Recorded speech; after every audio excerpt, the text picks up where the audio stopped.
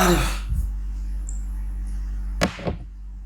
itu holder tripodnya tuh aneh banget deh. Aku tuh gak ada holder tripod mau nge-record, jadinya pakai kayak bentuk. Dan itu aku tuh ada Godzilla port sebenarnya. Tapi itu Godzilla port aku tuh ini tuh kayak gak stable, jadi kayak goyang-goyang gitu. Terus tadi nyobain pakai ini juga tetap aneh. Ya kan ini kan untuk selfie ya, ngapain untuk record ya. Terus ada ini juga, itu kayak iya holder juga sih sebenarnya, tapi yo kayak gini, kayak apa sih ini namanya, kayak V holder gitu, kayak tetap aja sih ini bukan untuk video gitu. Emang nggak mungkin aku video sambil megang gitu. Ya, akhirnya tuh ketemu holder. Sorry ya sambil minum ya. Terus cerita itu tadi tuh capek gara-gara tahu gitu, capek itu gara-gara cari tempat untuk record background. Ya nemu, jadi akhirnya nemunya kayak gini. Ya oke lah ya, kayaknya tuh channel chit-chat gitu. Itu sebenarnya tuh pengen ngebahas tentang kayak wabah corona lah, kita diskusi ya lah, kayak nanti kalian komen di kolom komentar di bawah gitu, kayak bahas apa gitu. Mungkin kalau bagian tahu, kemarin tuh aku kena DBD. Jadi kemarin tuh sempat kena DBD di rawat inap itu 25 sampai tanggal 29 itu rawat inap, tapi sebelumnya itu udah masuk rumah sakit duluan. Tanggal 23 gitu kayak udah ambil darah beberapa kali. Dan aku gak suka banget sama ambil darah tuh, kayak ngilu banget. Walaupun sebenarnya dia gak sakit sih. Saya ngambil darah tuh udah dikasih kayak model alkohol gitu, terus kayak jarum, terus kayak tarik, aku lihat yang ngilu banget. Dan kalau kalian tahu, waktu kalian kena DBD, darah itu gak salah aku tuh kental. Jadi dia waktu ngambil darah lama karena darahnya kental kan, kayak aku gak ngerti sih namanya tuh kayak hematosit atau apa gitu. Jadi ada listnya. Jadi kalau ngambil darah, kalau kalian sering donor darah, nggak tahu sih bukan donor darah sih, kayak cek darah lah, rutinitas darah gitu. Mungkin kalau kalian sering cek kesehatan 6 bulan sekali, ya tapi kayaknya orang Indo kayaknya nggak pernah coba sih. Ya intinya kalau kalian pernah coba tes kesehatan, ada kan nanti dia itu kayak semacam kekentalan darahnya. Batas kekentalan darah itu 46% sampai 50%. Dan waktu itu tuh dia tuh punya tuh kekentalan darah aku tuh malah sampai 54 lebih, dan itu tuh kental banget. Akhirnya disuruh dianjurkan itu banyak minum. Jadi minumnya banyak banget. Pokoknya 1 hari itu lebih dari normal, sampai perut tuh wah gila sih, kayak kayak waktu DBD itu bernafas itu, kalau aku nggak tahu ya, mungkin kalian punya pengalaman sakit ya, sakit tipes atau DBD. Terus terang aku tuh belum pernah sakit yang kayak gitu, dan kemarin itu lagi ya bu ya lagi siang kali gitu ya, kayak lagi siang lagi tuh ada nyamuk gitu kan, bawa virus DBD itu sedikit aku gitu, terus kayak what the fuck, nah aku kena DBD gitu. Dia tuh kemarin tuh darah tuh kental, jadinya disuruh dianjurkan minum air. Jadi kemarin tuh dirawat inap itu gara-gara suhu tubuh aku tuh panas banget dan aku nggak bisa makan sama sekali. Jadi waktu kena DBD itu gejalanya malah aneh. Aku tuh kena DBD, demam tinggi 39,7 gitu, 39,7, terus nggak bisa makan. Jadi selama 2 hari itu nggak makan, muntah, makan muntah.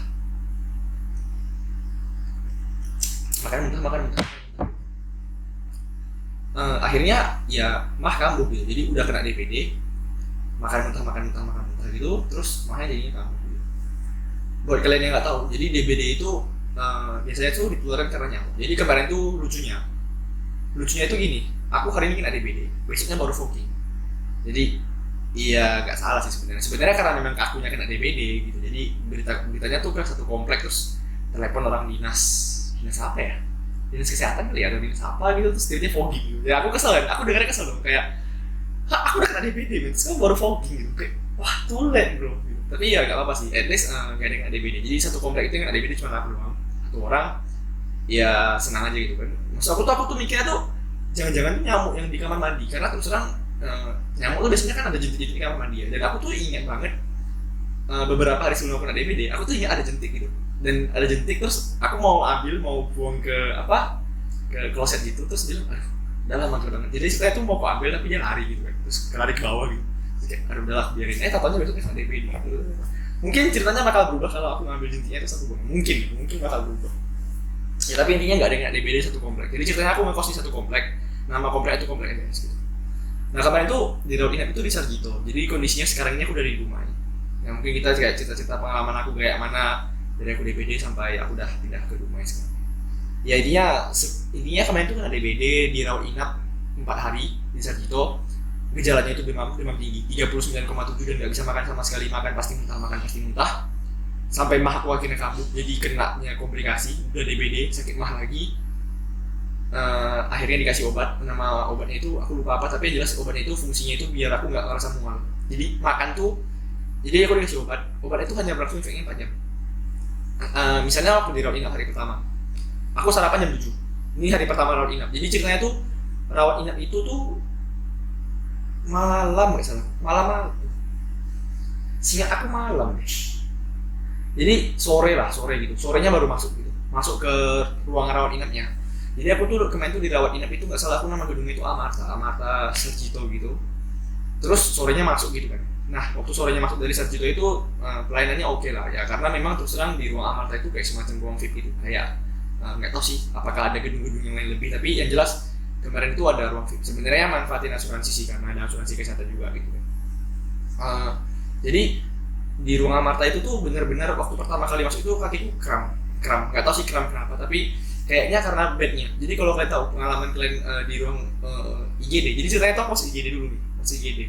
Di IGD itu kasurnya tuh flat. Kalian tau gak sih flat? Jadi ceritanya tuh kaki kita tuh bener-bener kondisinya tuh kayak gini. Jadi misalnya tapak kakinya tuh gini. Jadi kita tuh flat banget. Dan lucunya waktu kita flat kayak gitu, kita tuh ngerasa pegal banget. Jadi kaki kita udah pegal, terus paha sampai ke bawah tuh kaku banget. Karena memang dia kasurnya flat gitu.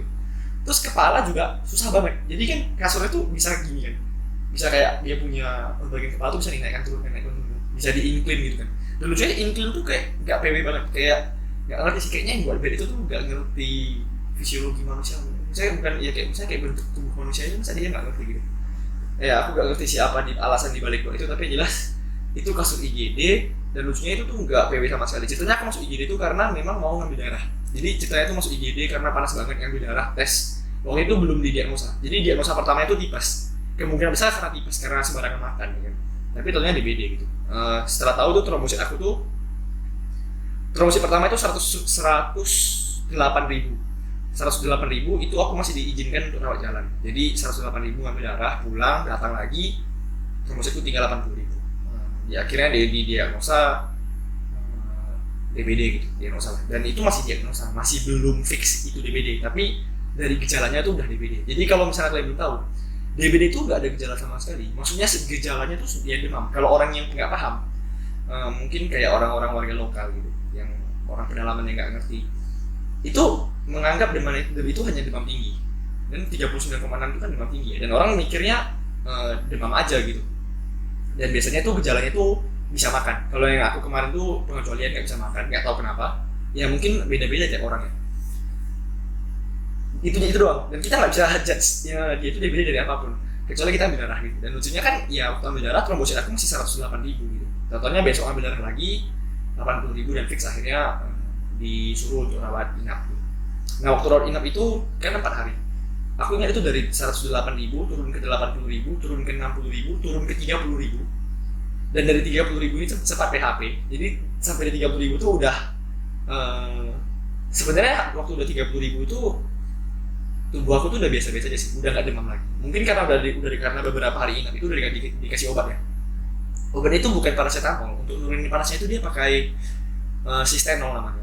Aku lupa juga, tapi dia masukin infus. Jadi aku kan bikin infus ya. Jadi di infus itu isinya tuh dia kasih, kalau aku ingat itu dia ngasihnya itu gula dextrosa. Aku ingat itu dikasih dextrosa, sama satunya lagi itu dia kasih apa gitu aku lupa. Jadi dia ada 2 jenis infusnya. Jadi semacam gula sama satu lagi itu kayak garam gitu. Jadi intinya itu dia larutan elektrolit gitu kan sih. Tahu gak sih elektrolit gitu, kayak gula dan garam gitu. Jadi dia kayak mix gitu. Gula, garam. Jadi kan kalau infusnya habis kan aku harus kayak panggil perawat gitu. Jadi kayak ada tombol gitu. Nggak tombol sih ya, kayak itulah. Intinya tuh kayak ada alarm bell gitu yang bisa kita manggil perawatnya kalau infusnya habis. Jadi mesin itu bunyi bising banget kayak ting ganti gitu. Dan itu tahu gak sih? Dosisnya itu tuh ditambah gitu. Jadi kayak semacam tertinggi itu 150 mili per jam. Jadi infus ada alat, dia 150 mili kita buat aku tuh per jam, bayangin. 150 mili itu per jam, setiap 20 menit aku kencing. Jadi setiap 20 menit itu bayangin kita harus ke kamar mandi. Dan ya mau nggak mau tuh awalnya tuh ke kamar mandi. Jadi awalnya tuh setiap 20 menit itu ke kamar mandi. Kan ada infus tuh, jadi ya lepasin alatnya ke kamar mandi. Jadi bolak balik itu hari pertama doang. Hari kedua tuh kayak aduh nggak sanggup banget, akhirnya pakai pispot gitu kan. Ya itu sih pengalaman di DBD. Dan lucunya itu aku baru tahu gitu. Jadi ceritanya DBD itu virus. Maksudnya ya aku tahu sih itu virus sebenarnya. Yang aku baru tahu itu sebenarnya adalah DBD itu nggak ada obatnya. Jadi aneh kan? Bayangin DBD itu nggak ada obatnya. Dan waktu kena DBD itu kan kena berpapasan dengan wabah corona. Tentu judge pertama itu takut dong. Aku takut dong kena corona gitu. Maksudnya kayak suspek corona ataupun ODP ataupun PDP something like that gitu. Intinya something like yang ada kaitannya dengan corona itu sangat mengerikan gitu karena nggak ada obatnya gitu. Walaupun fatality value-nya, maksudnya kayak fatality-nya atau value-nya itu kayak hanya 3% doang, tapi tetap aja yang namanya nggak ada obatnya menyeramkan sekali ya. Jadi kemarin itu tuh orang IGD atau dari kedokteran itu memastikan bahwa jangan khawatir mas, kamu itu nggak punya semacam gejalanya corona gitu. Jadi kan COVID-19 itu lagi ngetren banget ya, lagi ngetren sampai sekarang, sampai kita bikin orang-orang nggak bisa keluar rumah. Intinya adalah jadi di Sarjito itu sekarang kebijakannya adalah pertama itu pasti bikin diagnosanya dari COVID. Jadi setiap kali orang yang masuk, diagnosa pertamanya adalah dia kena COVID atau tidak. Itu diagnosa pertamanya, sakitnya apapun. Jadi dia akan cek. Nah jeleknya di Indonesia, ini kita cerita tentang COVID-nya ya. Jadi kan kena DBD itu. Waktu kena DBD itu sebenarnya aku mau sekaligus tes corona. Jadi pay. Nah ini lucunya sih, sebenarnya di Indonesia itu lucunya gitu. Jadi kita mau tes corona tuh pay. Kalau kalian tes Sidono, bayarnya juga lumayan mahal. Ada yang 1 juta, ada yang 500.000. Nah, tapi kayaknya template-nya karena aku di Jogja di Sarjito, kalau nggak salah aku tuh harganya 500 sampai 700.000. Itu tes swab sama scan paru gitu. Kan karena corona kan nyerangnya pernafasan ya. Jadi karena dia nyerangin tenggorokan juga, jadi dia kayak semacam swab itu tuh dia masukin benda kayak ke dalam tenggorokan, ngambil swab itu tuh kayak, jadi misalnya ada kayak mungkin tenggorokan dia kasih lab gitu, maksudnya kayak dia lab gitu untuk ngambil sampel dahak atau mungkin saliva mungkin atau apa gitu, terus dia cek gitu.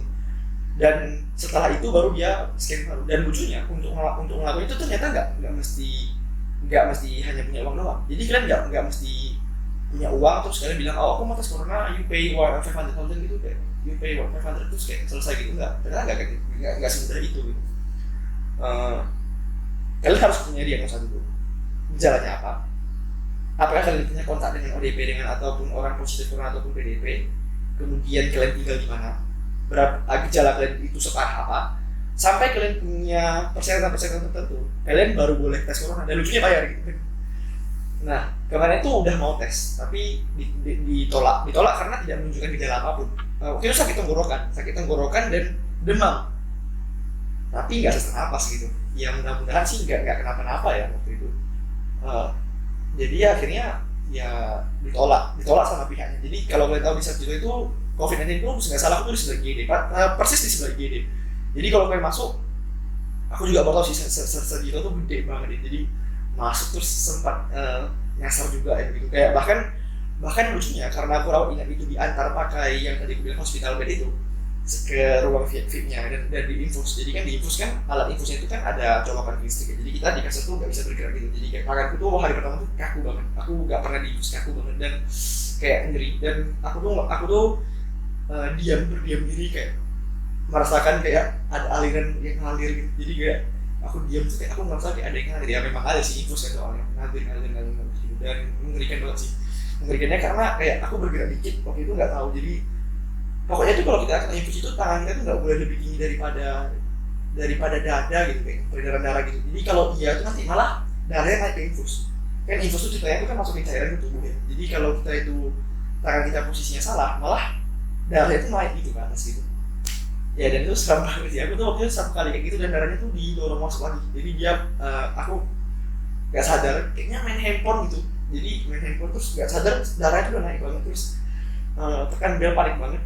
Nggak panik sih sebenarnya, tuh lebih kepada kayak aku tuh bingung gitu kenapa tiba-tiba darahku naik. Aku tuh mikirnya tuh alatnya rusak, jadi di otakku tuh alatnya tuh nyedot karena infusnya habis. Ternyata enggak, infusnya tuh nggak habis.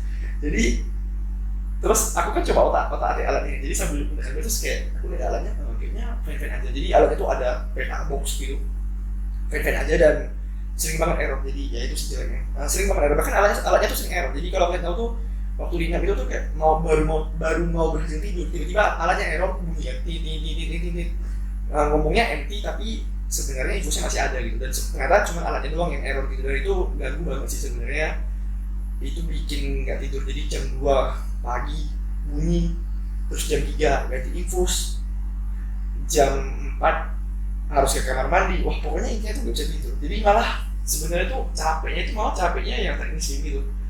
Malah kalau sebenarnya di kosan tuh malah lebih bisa tidur. Aku tuh waktu demam tuh di kosan itu malah bener-bener tidur ya, bener-bener tidur dari jam 8 pagi sampai jam 4 sore itu bener-bener tidur, cuma kamar mandi, pesan GoFood, makan hanya untuk dimuntahin. Jadi kayak udah ketebak makan hanya untuk dimuntahin, makan setengah jam kemudian muntah. Nggak tahu itu apa problemnya. Jadi kemarin tuh kena DBD, dan aku bilang DBD itu nggak ada obatnya. Jadi kalau misalnya kalian tahu tuh DBD itu nggak ada obat sama sekali. Ya intinya obatnya adalah air. Jadi suruh minum apapun. Dan lucunya tuh setelah searching di internet, kalau kalian tahu searching di internet itu kan ada cara untuk nambahin trombosit itu minum jamu biji ya. Bahkan beberapa teman-temanku juga ngecek ongkios gitu, kayak kamu minum jamu biji yang banyak ya, karena itu bagus untuk naikin trombosit gitu. Dan akhirnya kan kalau kalian tahu di Sarjito itu ada jadwal dokter kunjung. Jadi setiap hari itu dokternya bakal kunjung. Dokternya itu semacam dokter yang kita pilih. Jadi nah asingnya itu kita bisa milih gitu. Aku nggak tahu sih ini apakah apa ya, semacam facility dari Sarjito, tapi jelas kita boleh pilih dokter. Dan ya terus terang kami nggak milih sih ya, kami dipilihkan karena ya kami nggak ngerti kan dokternya yang mana. Apalagi papaku bukan orang Jogja, aku juga bukan orang Jogja, so kami nggak tahu nama-nama dokter yang terkenal. Tapi yang jelas dia dibantu sama pihaknya jelasin kalau ada dokter namanya itu Pak, pokoknya itu namanya itu Pak Priam, aku ingat itu belakangnya itu Priambodo, kayaknya Doni Priambodo gitu atau lupa, tapi jelas ada Priambodonya. Dokter itu adalah dokter spesialis penyakit dalam. Terus tak searching namanya, iseng kan bosan nih tak searching namanya, ternyata dokternya itu adalah ambassador dari apa namanya, sorry ya gitu, dokter Iswed, terus juga salah satu dokter yang terkenal di WHO juga yang ngurusin tentang DBD. Dan dalam mengatasi COVID-19, maksudnya dalam wabah COVID-19, dia tuh benar-benar kunjungin aku nggak pakai masker, datang like a boss gitu, datang nggak pakai masker. Kira aku tuh malah takut sama dia gitu. Maksudnya dia tuh dokter, dia tuh pasti pernah ngurusin orang-orang gitu, terus tiba-tiba datang sama aku nggak pakai masker, ngomong pula lagi gitu kan, takut ada droplets gitu. Tapi ya dia santai aja, dia nggak peduli, dia datang kayak ya trombositnya turun gitu. Dan aku baru tahu ternyata memang penyakit DBD itu memang trombositnya turun. Jadi mau gimana pun ceritanya trombosit itu turun, kita hanya bisa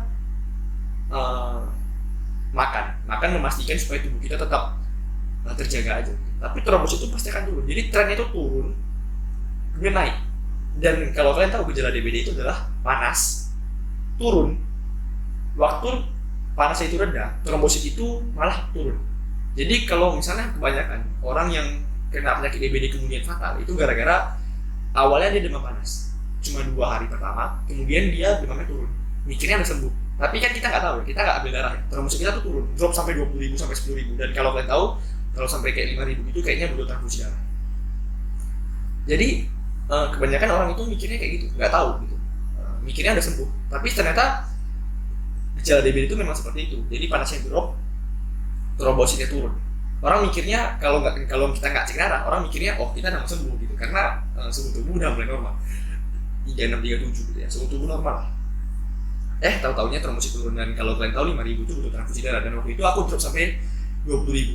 Tadi itu aku sempat PHP itu gara-gara di 30.000 itu sempat naik. Jadi 30.000 sempat naik ke 32.000. Tahu-taunya biasanya drop lagi 20.000. Mikirnya tuh oh ini udah 30.000 naik ke 32 ini pasti naik lagi kan, karena kan dia turun naik kan ya. Ternyata enggak gitu, ternyata turun naik turun lagi terus baru naik. Jadi dari 20.000 tuh naik sampai 60.000, 120.000 sampai terakhir cek itu. Jadi ngambil cek darah lagi di luar, bukan di Sarjito, itu di Pramita atau apa gitu namanya, 160.000 gitu. Skalanya itu 150.000 sampai 420.000 ya. Nggak ngerti sih. Intinya tuh trombosit naik lah, udah 150-an ribu. Sama kekentalan darahnya juga di bawah 50%, 46%. Ya kerasa sih. Jadi waktu ngambil darah, waktu udah sembuh setelah DBD, waktu dia ngambil darah tuh kerasa. Darah tuh kayak encer banget. Jadi dia narik tuh. Darah tuh kayak ngalir banget. Sedangkan waktu DBD dia suster itu kan ngambil ya. Jadi setiap, kalian tau gak sih, hari pertama itu bahkan setiap 6 jam. Jadi setiap 6 jam mesin bunyi, ganggu banget. Mau kencing terus bawaannya. Ngambil darah lagi. Jadi ngambil darah kan di kanan, terus di kiri. Terus mau kencing gitu. pas turun ke bawah. Jadi kita tuh sibuk banget, sakit aja sibuk gitu, bayangin sakit aja sibuk gitu loh. Dan waktu itu lagi UTS pula lagi kan, waduh kayak wah kacau sih, kayak semua organ tubuh tuh harus bergerak, punya porsinya masing-masing, kanan harus mendarat terus, dan ngambil darah itu kan kayak kan 6 jam ya. Jadi kalian bayangin ambil di sini, ambil di sini, ambil di sini, terus ambil lagi di sini tempat yang udah dijarumin terus dia ambil lagi gitu. Wah repot banget. Terus ibu sini itu wah gila sih ibunya itu wah bikin repot banget. Akhirnya sembuh, tapi sembuh waktu itu masih UTS, jadi belum pulang ke rumah, masih di Jogja. Waktu di rumah itu waktu masih di Jogja itu UTS, terus ya sambil makan obat. Nama obatnya itu Cana, aku lupa sih nama obat itu Cana, udah habis sih, tapi masih ada, maksudnya itu dosisnya udah habis, jadi dia cuma makan 5 hari doang. Obatnya itu, nah lucunya itu waktu cek obatnya itu malah obatnya itu produksi Solo. Obatnya produksi Solo, dan aku gak tahu sih, tapi jelas obatnya itu bau banget. Waktu makan tuh udah sebisa mungkin nggak mencium, maksudnya nggak cium bau obatnya, tapi tetap aja waktu ngelan tuh kayak kerasa bau. Mungkin karena memang mulut tuh ada saraf vitamin ke hidung juga, jadi kita biasanya kan kalau makan tuh tahu ya kayak baunya harum gitu. Jelas tuh kayak enak banget obatnya, bau banget. Ya cuma obat itu doang, sisanya obat lambung karena mah, jadi mah itu kambuh. Tapi ya setelah DBD itu karena lagi UTS, terus ya kontrol beberapa hari kemudian baru ambil darah yang tadi itu di Pramita gitu, terus ya udah hasilnya itu kemudian baru dikasih ke Pak dokter yang bla bla bla, ini Priambodo deh masalah aku. Ya terus Sabtu kemarin ini kan jadi hari Minggu ya.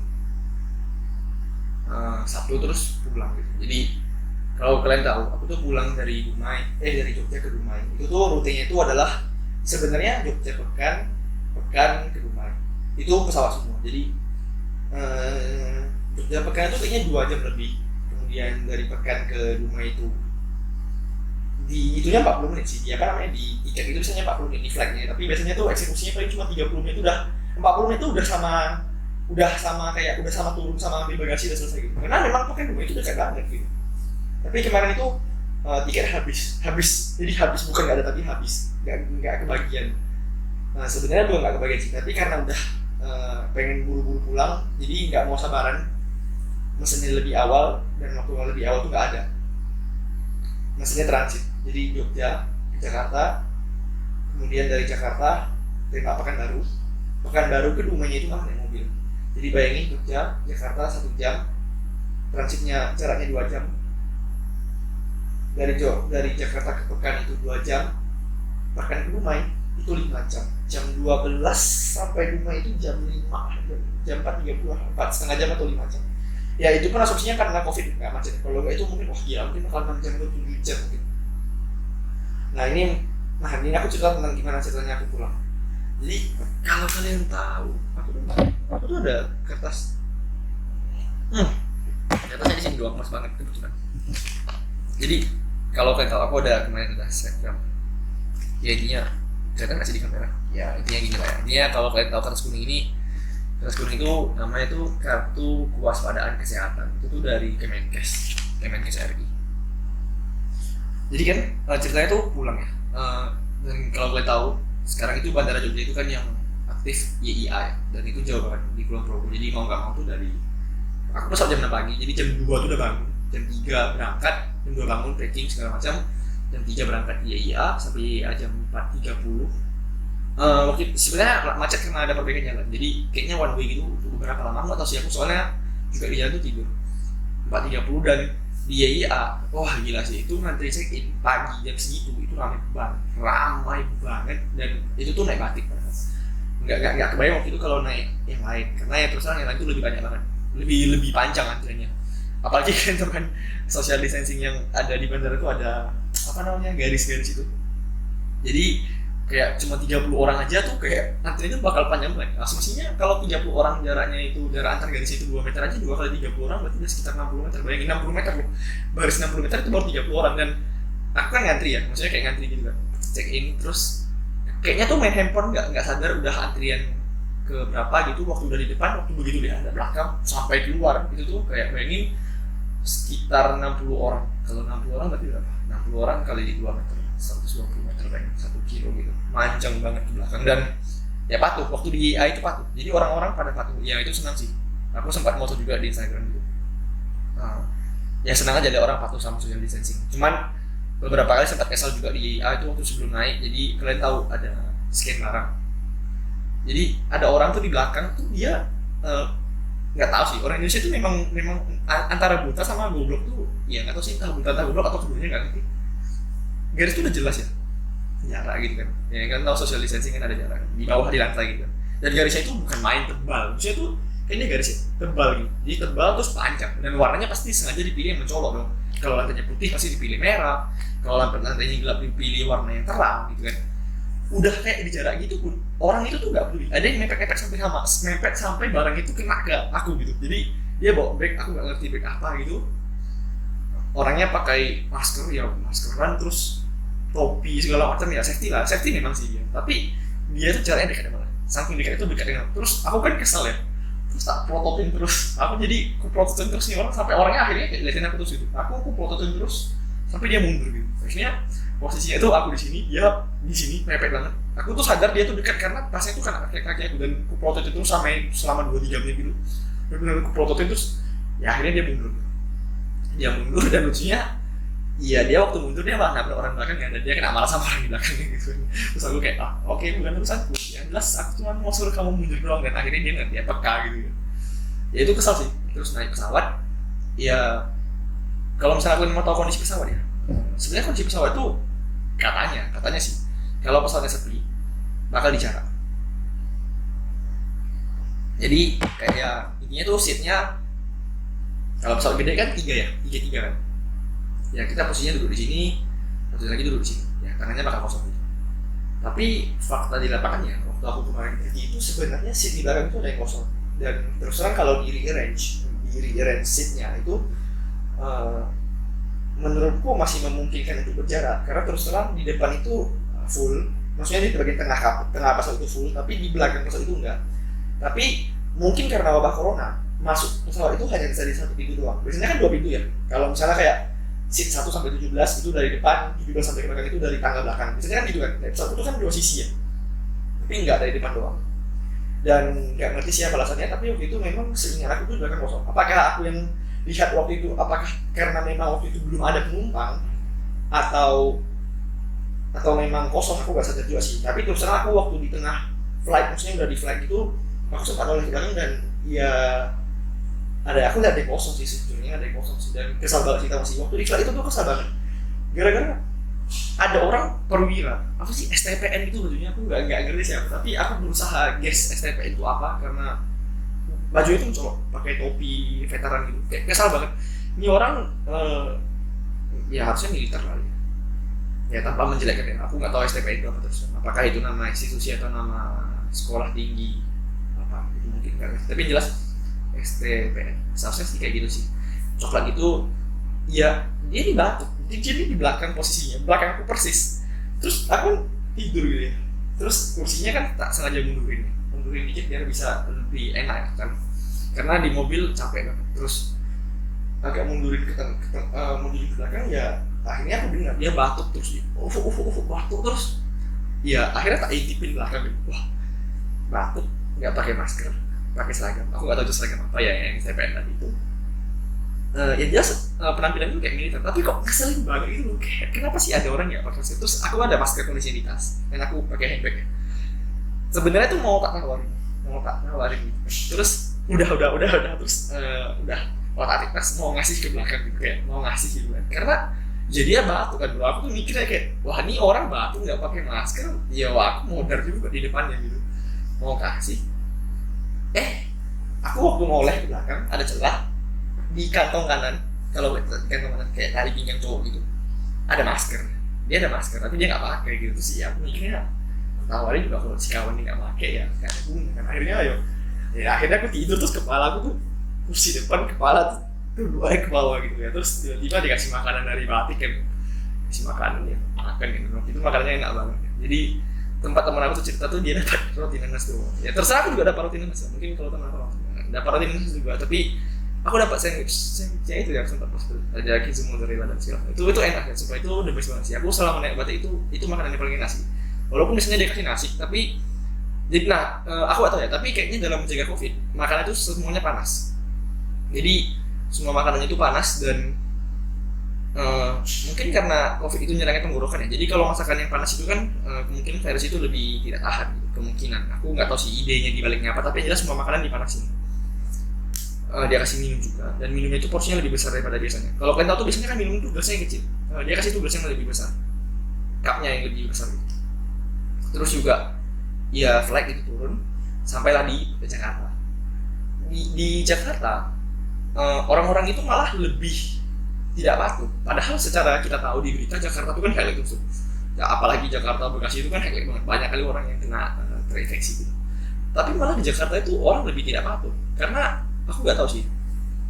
Garis dipasang, ya nggak orang berdekatan. Dan kali ini tuh case-nya itu aku bener-bener nggak bisa ngelok. Aku mau pakai sentrik gitu, kayak pakai trik sama mau prototin orang belakang. Tapi kondisinya buru-buru karena kita harus antri dan ngasih boarding pass dan KTP juga. Aku juga sibuk nyariin KTP juga kan, karena KTP itu udah tunjukin, kirain nggak bakal tunjukin lagi, masukin ke tas terus tunjukin lagi. Aduh, kayak banyak banget prosedurnya.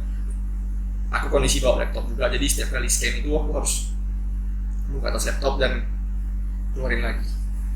Ya itu akhirnya di sana itu malah nggak ada social distancing, padahal jaraknya lebih bahkan itu mungkin kayaknya 2,5 meter bahkan nggak salah.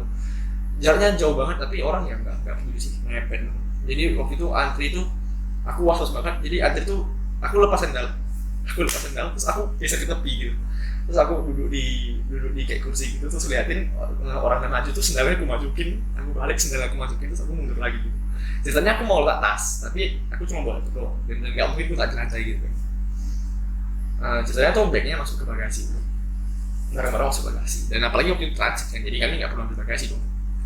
Terus sampai di Jakarta itu transit 2 jam, ya apa sih, parno sih, maksudnya tuh kayak mikirnya negatif terus. Nggak tahu sih, tapi semenjak orang wabah corona ini ya, dulu tuh perasaan aku ya, kita tuh orang-orang tuh sering bercanda ya nggak sih, kalau ada yang batuk tuh kayak ada teman nih, kita batuk tuh kayak kita sengaja batuk di depan mukanya gitu. Terus sekarang tuh kayak orang batuk tuh kayak salah banget, padahal dia tuh kayaknya batuk tuh cuman kita tuh udah langsung prototin dia tuh kayak ini orang kayaknya ini bentar lagi nyawa kayak gitu. Kita mikirnya negatif banget gitu, terus kita jauhin banget dia. Dan lucunya dia tuh kayak nggak sengaja berpapasan dengan kita, ini tadi orang yang batuk di perasaan gitu, kayak seram banget gitu. Tapi memang iya sih, karena kita tuh negatif thinking gitu. Aku nggak tahu sih kenapa, tapi yang jelas beberapa kali aku duduk di rest area kan, transitnya tadi 2 jam, ada orang batuk, aku pindah. Jadi kalian bisa bayangin ada kursi, jadi di rest room itu kan kursinya yang enak ya, yang kakinya itu bisa kayak selonjoran gitu. Duduk, ada ibu-ibu sama anaknya nggak pakai masker, ibu itu juga nggak pakai masker, batuk loh, aku pindah kayak paling lucu. Jadi 1, 2, 3, 4, 5, jadi ada 5 kursi berjejer, jaraknya itu sekitar 1,5 meter. Dia batuk, aku duduk posisinya di sini. Yang kedua, dia yang pertama, 3, 4, 5, dia batuk, aku pindah ke yang 5. Aku rela pindah, padahal kondisinya aku banyak barang, karena beli barang-barang di bandara, beli makanan oleh-oleh gitu kayak lapia dan segala macam. Pindah. Sampai di sana ada orang duduk di kursi yang keempat. Kenapa tadi pindah ke yang 5? Ada orang duduk di kursi keempat, bapak-bapak. Kan ini rest area ya. Jadi nggak boleh ngerokok. Tapi aku cium bau rokok. Badannya itu bau rokok gitu. Terus kayak pengen geser karena memang udah badannya bau rokok. Tahu-taunya dia nggak pakai masker. Terus aku lihat dia pakai hand sanitizer. Jadi tahu gak sih? Ada hand sanitizer. Bentuknya itu kayak semprot gitu, kayak model sabun gitu. Jadi kayak yang tekan gitu. Jadi dia tekan, ya kreatif sih gitu kan, pindahin ke hand sanitizer kayak gitu. Tekan, dia pakainya di telapak gini. Jadi ini di tengah, dia pakai telapak, masih basah tuh tangannya. Aku bahkan masih lihat tangannya tuh kayak masih basah gitu. Terus dia bikin ke muka. Terus aku tuh mikir kayak oke, itu aneh sih, tapi udahlah gitu kan. Kayak mungkin karena aku tahu ya namanya, tapi kayaknya bahaya gitu. Namanya udah hand sanitizer, bukan face sanitizer. Kayak hand sanitizer dipakai ke face gitu. Ya terus dia pakai ke muka dan mikirnya wah ini lebih aman gitu. Gak lama 5 menit baru buka ML, baru start play, lagi grafik, dia batuk, dan batuknya itu mengerikan banget gitu. Gitu. Waduh, wah serem-serem. Akhirnya ambil barang, masih grafik, itu tuh lagi mau ngeband hero, terus moving pindah ke kursi. Dan kalian tahu sih di kursi bandara itu tuh jalan nih ada dua kan, itu ditempelin stiker yang intinya adalah social distancing. Jadi kalau misalnya kursinya itu ada panjang 4, 2 di tengahnya itu di ini, jadi kita duduknya di ujung sana sama ujung sini gitu. Dan orang Indonesia tuh ada orang gemuk nih, ininya nih aku nggak tahu sih apakah karena dia gemuk terus dia nutupin stikernya, ya dia bener-bener tutupin aja. Jadi agak ini belakang itu ada tulisan, dia tutup. Sebelahnya ada perempuan, jadi ceritanya ini ada perempuan duduk. Jadi kan 4 kursi ya, perempuan ini ada lambang XX gitu. Ya dia gemuk gitu datang terus duduk. Perempuan ini tuh kayak natap dia dengan muka nggak percaya gitu, terus kayak pergi gitu. Terus kayak mikirnya, ya aku menyaksikan kan, aku kan lewat kan, sebenarnya aku mau duduk juga, tapi kan memang seram banget. Terus kayak dia masih nggak sadar gitu, ceweknya pergi, dia masih duduk di situ, nggak ngerti siapa maksudnya. Memang orang Indonesia tuh aneh-aneh nih. Ya tadi akhirnya aku moving tau gak sih, sampai aku akhirnya rela berdiri main ML. Ya terasa 2 jam, main ML 1 set baru cuma 20 menit, itu pun udah late game banget. Hard game banget kalau 20 menit, berarti 13 menit lah game. Main ML 13 menit berdiri. Terus mau lanjut main karena masih ada sejam lagi. Akhirnya nyari kursi lagi dong. Sama, bentuknya sama. Ada tulisan gini pun masih ada yang duduk. Gak ngerti lagi apa maksudnya, tapi itu sumpah aku sampai itu minggu orang ya. Aku sampai aku bilang sama bapak-bapak satu keluarga, Pak, ini ada tulisan untuk tidak duduk, kursinya nggak boleh duduk. Dan dia balas kayak, oh nggak apa-apa, saya cuma tak barang. Dia tak barang dan tapi dia berdiri di sebelah ini. Jadi kayak aku di sini, misalnya seandainya ini itu yang teksnya, dia berdiri di sini. Dia nggak duduk sih, memang dia nggak duduk sih, tapi dia berdiri di sini sama aja bos. Jaraknya juga sama kan. Dan nggak pakai masker. Aku nggak tahu sih, tapi terus terang aku nggak bisa salahkan orang yang nggak pakai masker karena memang harga masker memang sekarang satu kotak tuh 350. Kalau bayangin satu tuh 35 kalau satu masker itu 1 kali makan ya nggak worth it sih, ini nggak usah pakai sih sebenarnya nggak sih, kayak 1 kali 1 box masker itu 350 kalau hitung-hitungan sebenarnya anggaran dari pemerintah itu kalau kena covid itu sebenarnya nggak berani, tapi ya nggak gitu sih konsep pemikirannya. Ya intinya nggak bisa salahin juga sih orang nggak pakai masker karena harga masker tuh memang mehong dan ya itu Indonesia sih. Cari kesempatan dalam kesempitan gitu. Kayak sampai hari ini pun masker masih mehong gitu. Bahkan ada orang yang sempat beli masker dicuci, kalau kalian baca beritanya dicuci. Jadi maskernya tuh yang kalian tahu merek Sensi itu yang depannya warna hijau itu kan anti air, sedangkan bagian yang putihnya itu kan absorber. Jadi kayak putih itu kita pakai di dalam karena dia nyerap air liur. Luar itu warnanya seperti itu karena dia anti air. Kalau seandainya kena air dia itu anti. Jadi sempat ada orang yang nyuci dia punya masker itu pakai air terus dikeringin. Dan asal kalian tahu kalau kalian cuci masker itu akan menjadi tidak anti air. Dan porinya itu akan membesar. Aku nggak tahu itu gimana ceritanya, tapi yang jelas sempat ada yang nyuci dan sempat ada yang bikin video klarifikasi kenapa masker itu nggak boleh cuci dan 1 kali pakai doang. Ya lucu sih, tapi ya itu bagaimana cara orang bertahan ya. Dan akhirnya kan sekarang aku malah lebih banyak orang pakai masker kain gitu. Walaupun masker kain itu nggak bagus ya, tapi tetap aja kan orang pakai itu cuci gitu. Ya akhirnya abis itu setelah dari itu sih transit ke Pekanbaru. Nah sampai di Pekanbaru itu ya baru ngerasa sih Jawa tuh beda banget dari orang Riau tuh enggak apa ya, orang Riau tuh ini tanpa menjelekkan provinsi sendiri ya, aku asli Riau ya. Memang kayaknya tuh lebih nggak peduli sih. Secara di bandara Pekanbaru tuh orang itu enggak kayaknya mereka tuh nggak peduli tentang corona atau covid tuh nggak peduli sama sekali. Antri nggak ada, dikasih sosial jarak juga banyak. Dan ya ini tuh dapatnya tuh di Pekanbaru. Dan kalau kalian tahu, jadi isi form ini itu adalah bagaimana caranya mereka memantau ODP. Kan bandara masih buka kan, mintanya lockdown tapi nggak bisa gitu. Dan pemerintah pusat nggak mau. Jadi di form yang tadi kuning ini, itu tuh ada pertanyaan apakah kamu demam, sakit tenggorokan dan blablabla. Dan kalau kamu centang misalnya kalau kamu centang iya. Jadi cerita ini ada rangkapnya. Jadi kalau kalian tahu ini ada bekas OBN ya, kalau kalian ada bekas OBN di sini. Jadi ada 2. Waktu kalian koyak, satunya ini untuk mereka, satunya untuk kita. Jadi yang itu yang kita pegang gitu. Nah, mereka itu bakal pantau dari yang rangkap yang mereka kasih, yang kita kasih ke mereka rangkapnya gitu, kayak kopiannya gitu kasih ke mereka. Kalau kalian centang semua, kemungkinan nama kalian langsung ODP gitu. Dan ya apa ya, orang Indonesia tuh lucu. Jadi dikasih form ini, tempat untuk ngisinya tuh dikit.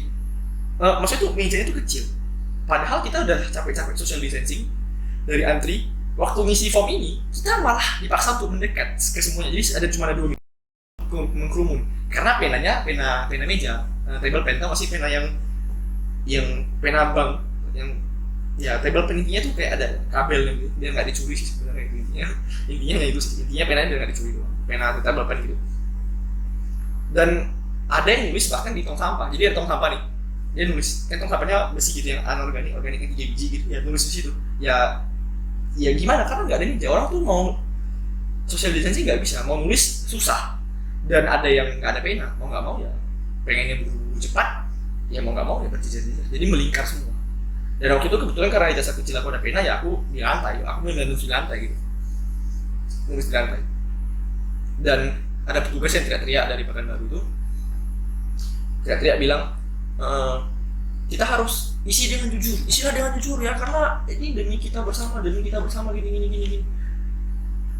Ini sebenarnya aku cuma mau kasih kritikan aja sih ke Kemenkes. Kalau terus terang ini aku nggak tahu apakah ini efektif apa tidak. Aku juga nggak tahu pelaksanaannya, dan aku nggak baca berita apakah ini efektif. Tapi aku cuma mau kasih tahu kalau ini sama sekali nggak berguna, karena orang Indonesia tuh ya bohong-bohong aja. Kalian bayangin siapa sih orang jujur yang mau ngisi tentang itu? Dan kalau tentang itu bisa jadi ODP, dan parahnya aku pendengar dari temanku yang di Pekanbaru, kalau kalian ngisi ini centang 4, kemungkinan karena kalian ada tulis alamat tuh di bio katanya, kemungkinan kalian tuh dijemput jadi PDP, jadi ya benar PDP kan, pasien dalam pengawasan. Jadi kalian dijemput mau ke rumah sakit, kalian diisolasi, ya orang nggak mau dong. Orang Indonesia itu mana mau jujur dalam kasus seperti itu, ya orang nggak ada yang mau, akhirnya ya orang nipu, isi nama doang, nggak guna kan. Akhirnya ya itu salah satu bentuk itu sih. Akhirnya terus dari Pekanbaru tuh cari makan juga susah sih ya. Terus terang tempat makan tuh banyak gitu. Di samping tadi orang tidak social distancing, tapi tempat makan tuh banyak gitu. Terus naik mobil ke Dumai, sampai di Dumai jam 5-an. Ya aku bahkan masuk rumah tuh dari pintu belakang. Jadi sampai saat ini aku bahkan masih social distancing sama orang tua aku sendiri gitu. Karena aku mikirnya tuh kayak bisa jadi aku carrier, bisa jadi kan. Tapi ya mudah-mudahan kita enggak gitu. Aku bahkan masuk rumah dari pintu belakang. Itu pakaian karena dari bandara, semua rendam air rinso, mandi di belakang, nggak ke kamar. Terus sampai saat ini tuh kan ada kamar mandi 2 ya, jadi 3 sih kamar mandi di rumahku, jadi satu orang satu. Jadi mamaku sama adik aku kan karena memang udah stay-nya di Dumai ya, mereka pakai itu, bapakku pakai satu, aku pakai satu. Jadi kami bertiga tuh memang kami berempat tuh memang benar-benar pisah kamar mandi ya, untuk mencegah aja. Jadi mungkin kalau teman-teman yang nonton, kalau anda pulang kampung, dalam artian kalau kamu kuliah dimanapun, dan kita nggak pernah sadar gitu, kita tuh carrier, kita pasti sangat sayang keluarga gitu kan ya. Kita sebisa mungkin juga disiplin, patuhi aturan pemerintah social distancing, sekalipun itu adalah keluarga sendiri. Dan kalaupun kita merasa kita sehat, ya kita nggak pernah tahu, tapi tetap jaga-jaga aja. Yang penting adalah kita tetap social distancing. Dan makan pun, aku sekarang makan itu dikasih piring, aku suruh makan bersama gitu, misalnya makan di keluarga family time. Tapi ya karena corona ya kami tetap makan, tapi duduknya jauh banget. Jadi kami duduk tuh kayak aku makan di sini, jadi aku makan di kursi ini, di sana papaku, mamaku di sana, adikku di sana. Terus kami kayak nongkrongnya tuh jauh banget. Padahal TV-nya nyala. Biasanya tuh kayak gitu tuh kalau TV nyala. Bukan kalau masih jam-jamnya internet masih belum apa tuh kan TV nyala, terus kita satu keluarga nonton, semuanya pengen berbahan. Apalagi kan satu sofa gini kan ada 4 ya di rumahku, ada 6 bahkan sofa di rumahku. Jadi ya satu orang satu sofa dan bisa tidur gitu. Terus buka lampu kuning gitu. Iya sekarang masih kayak gitu. Ya dan sampai di Dumai gitu. Ya sampai di Dumai. Ya apa ya, semacam mandi, bersih-bersih. Pokoknya semua barang kita cuci. Benar-benar kami cuci sebisa mungkin, nggak ada yang apa. Aku laptop sekalipun dalam tas, aku hand sanitizer aku buang ke tisu, pulang. Walaupun kabelnya enggak sih, karena kabelnya dalam, tapi laptopnya tuh pulang. Karena kan aku keluarin beberapa kali. Aku lap sama keyboard itu kulap semua. Wah pokoknya tuh nggak ngerti sih ya. Tapi terus terang ya, aku tuh mikirnya malah konsekuensi ke depannya. Kayaknya nanti walaupun wabah corona selesai, kayaknya manusia itu mungkin kita semua tuh mungkin bakal lebih safety mungkin sih. Dalam artian mungkin kita bakal pakai hand sanitizer sebagai kebutuhan sehari-hari. Aku yakin sih pasti ada orang yang bakal parno. Walaupun wabah selesai itu pasti ya ada aja gitu yang mungkin trauma keluarganya kena COVID, atau mungkin dia sendiri adalah korban COVID yang kemudian sembuh.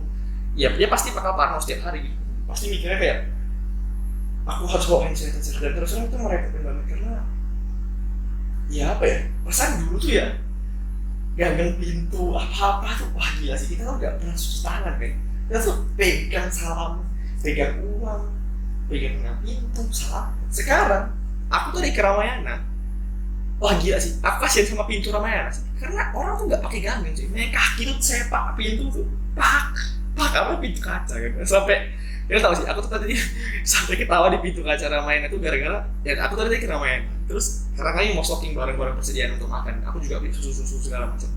Mungkin itu bakal next video aku bakal kasih tahu cerita kalian tentang jalan-jalannya, tapi aku cuma mau kasih tahu tadi tuh di Ramayana tuh mau buka pintu dan pintu kaca ya, kalau kalian tahu pintu kaca bening itu kan ada ganging besinya biasanya warna silver gitu, kaca di bawahnya tuh lecet, banyak gores-gores gitu. Karena apa? Karena orang pakai sendal itu kan kadang ada sepatu keras juga gitu, yang depannya kayak sepatu lapangan modelnya gitu.